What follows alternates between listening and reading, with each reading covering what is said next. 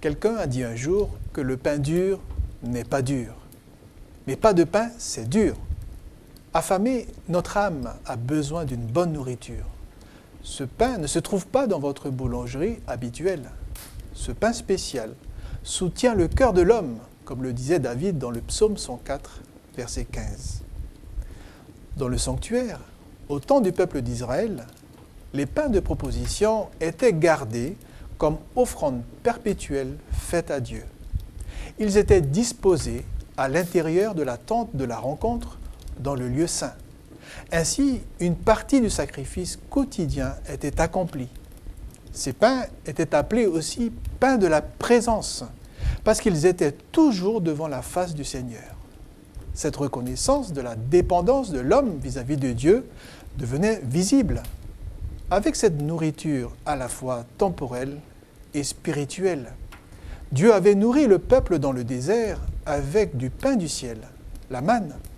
Les enfants de Dieu étaient toujours dépendants de cette grâce sur le plan physique et spirituel. Aujourd'hui encore, la manne ou le pain font l'un et l'autre référence au Christ, le pain de vie. C'est la divine présence au milieu de nous. Comme Jésus le dit lui-même dans Jean 6, verset 51, « Je suis le pain de la vie qui est descendu du ciel. » La parole de Dieu doit être notre nourriture spirituelle. Celui qui vient à moi, dit le Christ, n'aura jamais faim, et celui qui croit en moi n'aura jamais soif. Quand j'accepte ce pain, qu'est-ce que je reçois concrètement? Ce pain est un pain de communion qui symbolise premièrement le Christ qui est mort sur la croix, ce qui me garantit le pardon de mes péchés.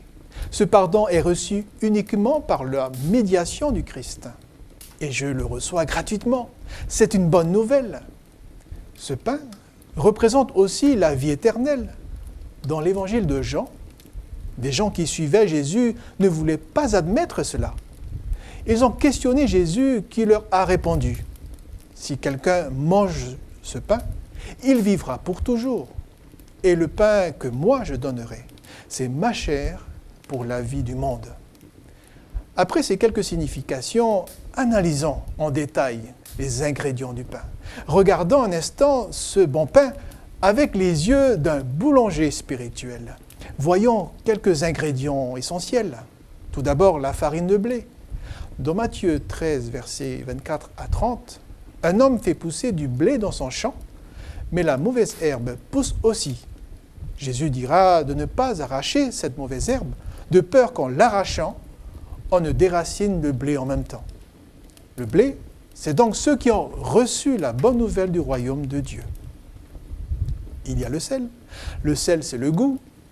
Il y a ce passage bien connu de Matthieu 5, verset 13. « C'est vous qui êtes le sel de la terre. Mais si le sel devient fade, avec quoi le salera-t-on? Il n'est plus bon qu'à être jeté dehors et foulé aux pieds par les gens. » Il y a aussi la levure. L'apôtre Paul y fait référence dans 1 Corinthiens 5, versets 5 à 7. « Ne savez-vous pas qu'un peu de levain fait lever toute la pâte? Purifiez-vous du vieux levain pour être une nouvelle pâte.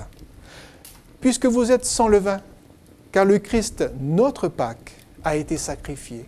Célébrons donc la fête, non pas avec du vieux levain, ni avec un levain de malfaisance et de méchanceté, mais avec les pains sans levain de la sincérité et de la vérité. » La mauvaise levure qui peut faire rater la cuisson du pain, c'est le péché qui fera rater votre vie. Il y a l'eau. Dans Jean 4, verset 14, Jésus est avec la Samaritaine. Il lui dit, « Celui qui boira de l'eau que moi je lui donnerai, celui-là n'aura jamais soif. L'eau que je lui donnerai deviendra en lui une source d'eau qui jaillira pour la vie éternelle. » L'eau, c'est donc la vie, une vie éternelle. Enfin, l'huile d'olive. L'huile, c'est l'Esprit de Dieu. David donne à cette huile un nom spécial dans le psaume 45, verset 8. « Tu aimes la justice et tu détestes la méchanceté. C'est pourquoi Dieu, ton Dieu, t'a conféré une onction d'huile de gaieté. » Voulez-vous connaître le secret pour réussir un bon pain spirituel? Il y a donc, comme on l'a vu, la qualité et le mélange harmonieux des ingrédients. Mais n'oubliez pas les étapes de fabrication qu'il faut respecter. Le blé qui a germé a donné ensuite la farine. C'est le message de Dieu qui a été semé et qui doit germer dans vos vies. L'huile, c'est l'Esprit de Dieu qui remplit vos cœurs.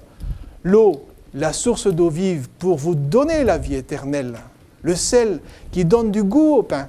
C'est celui ou celle parmi vous qui désire recevoir le Seigneur et annoncer avec conviction son retour. Avec de bons ingrédients, c'est très bien, mais ce n'est pas tout. Il y a surtout le savoir-faire, le secret de savoir bien mélanger, travailler la pâte, la laisser reposer.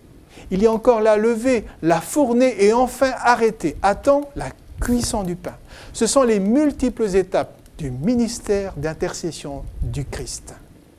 Enfin, quel est le message prophétique qui vous est adressé au travers du pain ?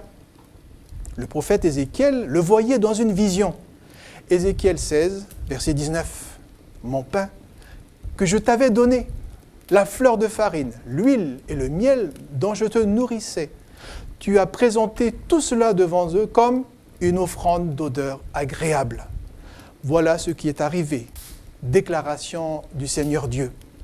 Dans 1 Corinthiens 11, verset 26, Paul rappelle que toutes les fois que vous mangez de ce pain et que vous buvez cette coupe, c'est la mort du Seigneur que vous annoncez jusqu'à ce qu'il vienne. Comme sujet pour ce 4e jour de prière, je vous invite à garder l'exemple du pain de vie afin de vivre une vraie vie de communion avec le Père Céleste. Que cette présence de Dieu vous fasse du bien. Consommez sans modération ce pain spirituel et remerciez Jésus d'être avec vous tous les jours jusqu'à la fin du monde.